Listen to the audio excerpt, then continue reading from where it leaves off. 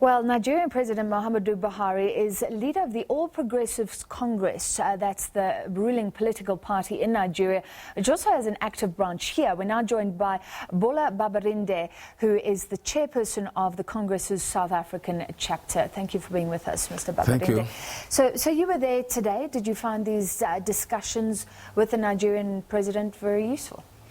Yeah, I was there today. It was very interesting. We are all happy. See him here because this meeting should have happened a long time ago. It's been postponed on few occasions. We're happy. We had a good discussion, family matters, and maybe that's why they didn't allow foreign... Let's talk about that. South African journalists were excluded from this event. A lot of people concerned about that. Was it justified? Yeah, highly justified because it's a family matter. It's not something that we want to expose to the whole world. It's like you have your husband, your wife, and the kids, and you are discussing. It's not something that you want the neighbor to know. We talk to ourselves frankly. We express our feelings. We advise each other, and those are the things that you don't need to, it doesn't add any value. You don't need to air the dirty laundry, but why do you have dirty laundry? There's no one without dirty laundry, and there's no person without beautiful things in their family. If you go to the toilet, you go and excrete dirty stuff. That means you have a dirty thing in your system. So only if we deceive ourselves that we don't have anything dirty in our system, But the reality is that it's not that we discriminate against South African journalists or any journalists from apart from Nigerians.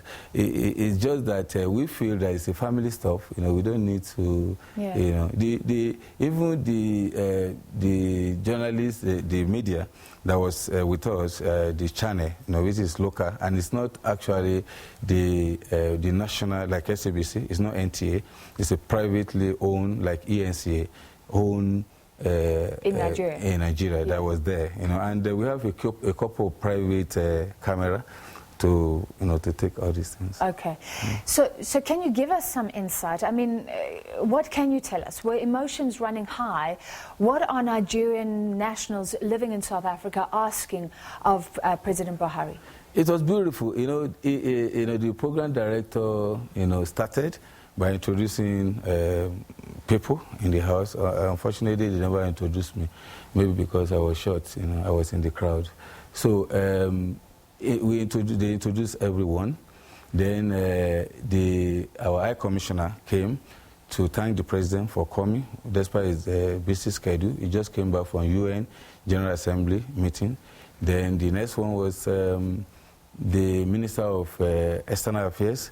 It's like... But my question is, what were ordinary Nigerians living in South Africa saying? What were they asking? I'm sorry, we were not really giving too much because it was very short, because it was going back today. But I want to tell you the insight, what the Minister of External Affairs told us, because it emanated from what they discussed. Because some of the things discussed with the President of South Africa, we were not privy to it, but he was able to tell us what actually happened. Okay. He told us that we never dwell too much on the xenophobic criminality, whatever that happened in the recent time. Which is surprising. We never dwell on it. It's surprising to me. Let me tell you something. We have grown beyond that, because when it happened, Nigeria sent envoy to South Africa. Then South Africa sent envoy, but he told us in confidence, which I'm trying to tell the whole world, that South African government was removed. They accepted and they took responsibility for what happened.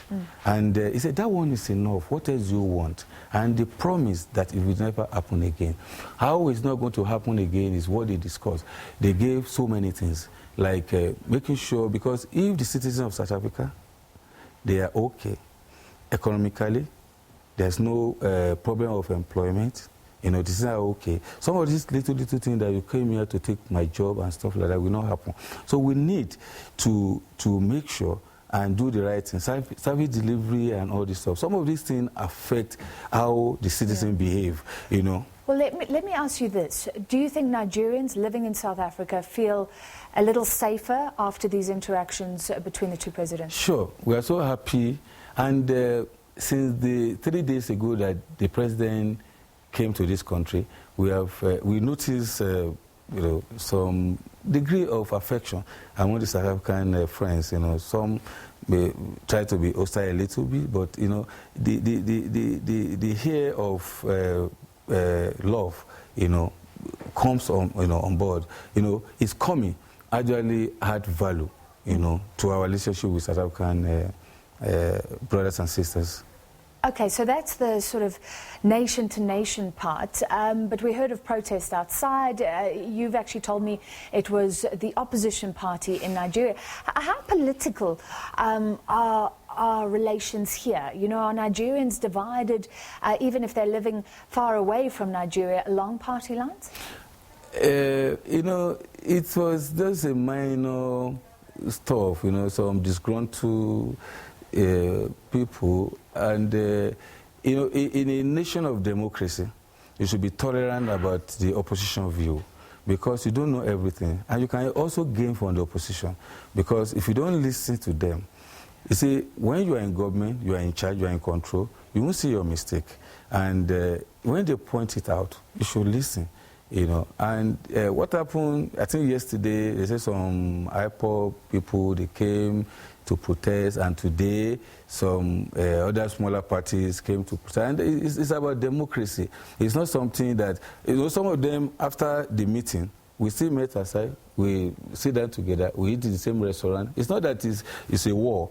It's just expressing their own side of view to what is happening in Nigeria. And, we're working towards a greater Nigeria. What they are saying is not that they hate the president. It's not that they don't want Nigeria to grow. It's positive. And we encourage it. A leader that doesn't encourage opposition, it's not practicing democracy. Finally, did the president touch on the perceptions, maybe the misconceptions around Nigerians living in South Africa? Often claims involved in drug dealing, etc., etc. Does that make you sad? Is that something that was discussed today? It was discussed because that is the reality.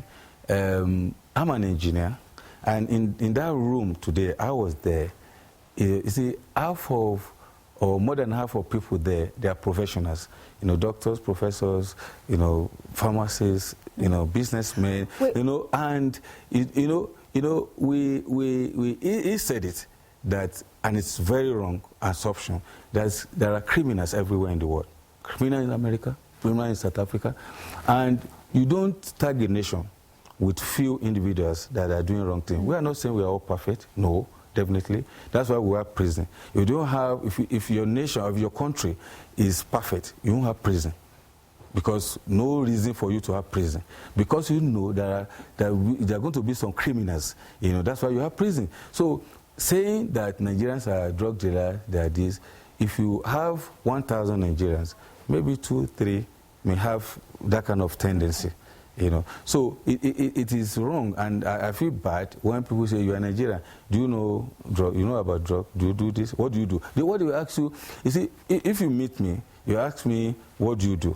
I'm an engineer, I'm a trainer, I'm this, but the way you put it to me shows that you want something else, that are you dealing in drug or something like that. So we don't need to tag a nation by few people that smear the image of the country. And today he advised us that even those few ones among us should be encouraged, to toe the line of integrity, to be proud of Nigeria, to be good ambassador of the country. All right, let's leave it with that message to people who have that perception. We have to stop it there. I'm sorry, Mr. Babarinde, we've just run out of time. But thank you for you telling us what happened today and outlining a lot of issues. Bola Babarinde, who is the All Progressives Congress, the chairperson of the South African chapter of that party.